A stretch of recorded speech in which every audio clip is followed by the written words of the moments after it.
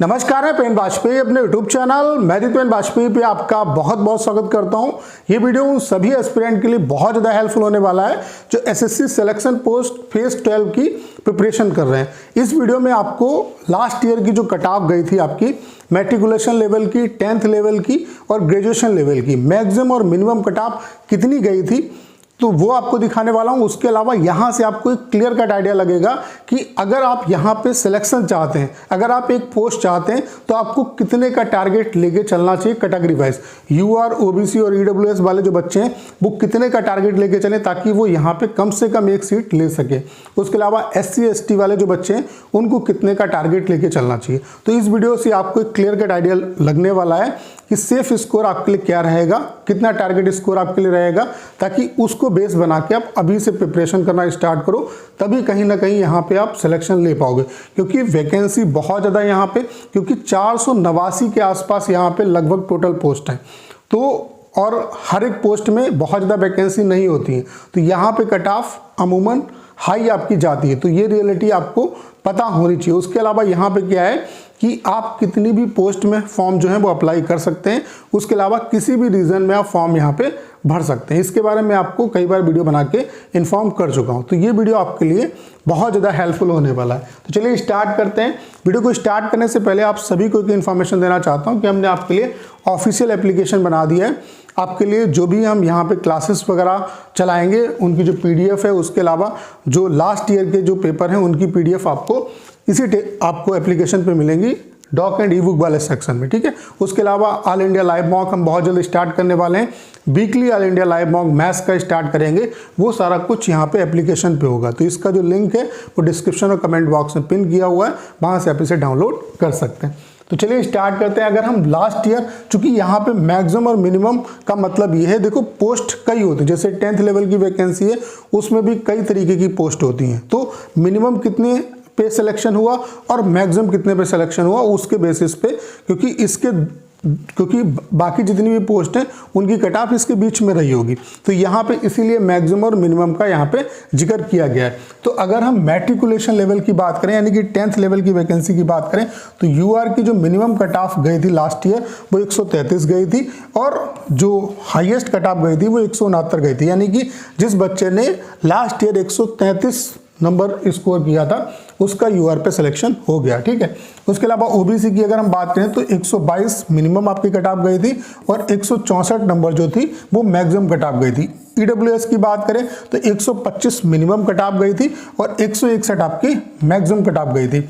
SC की बात करें तो 101 आपकी मिनिमम कट ऑफ गई थी और 121 आपकी मैक्सिमम कट ऑफ गई थी। ST की बात करें तो 97 मिनिमम कट ऑफ थी और 117 आपकी ये हाईएस्ट कट ऑफ थी, यानी कि मैक्सिमम कट ऑफ थी।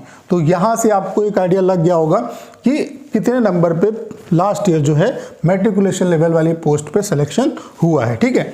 उसके अलावा चूंकि यहाँ पे क्या है, मैक्सिमम बच्चा जो ग्रेजुएट है वो तीनों जो लेवल हैं उनके लिए अप्लाई करता है। तो ओवरऑल मैं आपको एक सेफ स्कोर बताने वाला हूँ। उसके अलावा अगर हम 10+2 लेवल की बात करें तो यूआर की मिनिमम जो कट ऑफ गई थी लास्ट ईयर वो 130 पे सिलेक्शन हुआ था और मैक्सिमम 160।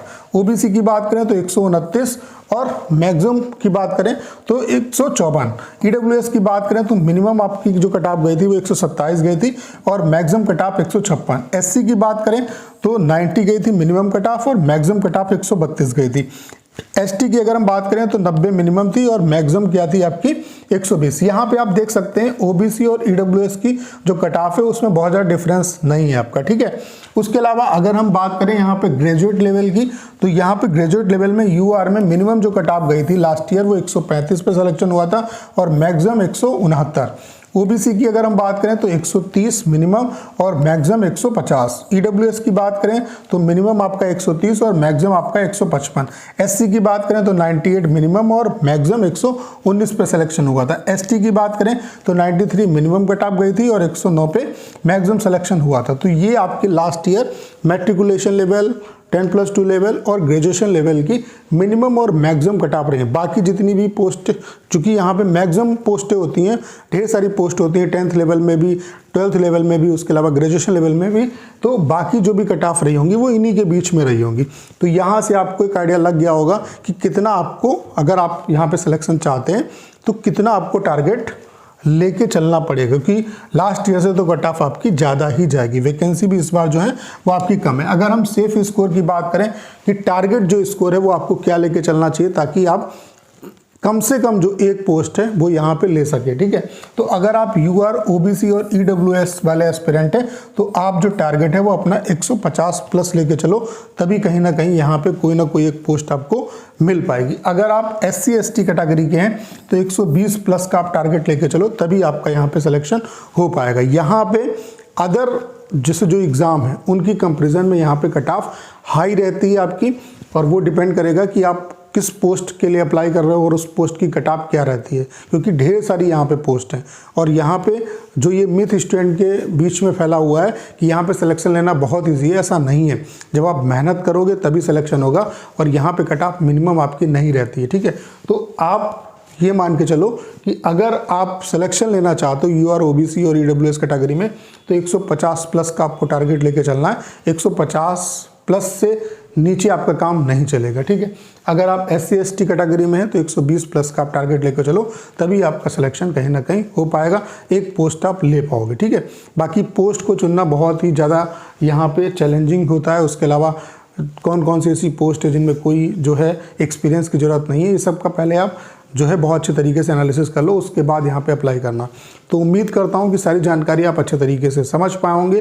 करना क्या है, इस वीडियो को ज़्यादा शेयर करना है। उसके अलावा अगर आप चैनल पर नए हैं और आपने अभी तक इसे सब्सक्राइब नहीं किया है तो प्लीज़ चैनल को सब्सक्राइब करना मत भूलिएगा।